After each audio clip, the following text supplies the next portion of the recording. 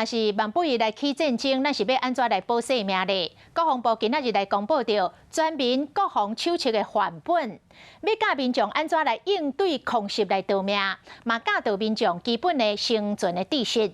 啊，这个手册嘛有提供避难的所在，甲医疗急救相关的消息。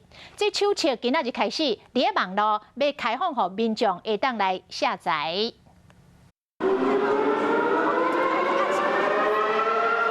警报声响，阿弥陀为避难所的路线医疗急救安全应对，为着强化战争期间民众生存的知识，国防部公布全民国防手册范本。手册是以民众需求角度为设想，包含紧急应变 QR code、防空避难、停电停水、医疗急救等资讯。内容讲到安全识别警报声音、避难地点、姿势安全美。若是厝内熊熊停电停水，手册嘛有应对方法，而且嘛有讲爱准备啥物防灾物资。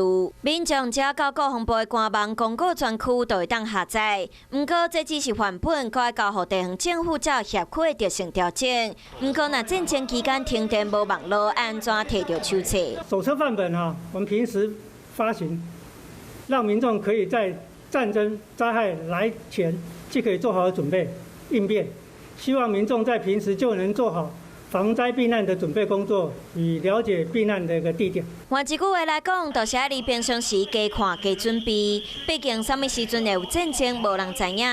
至少有基本的生存知识，后一摆警报声若响，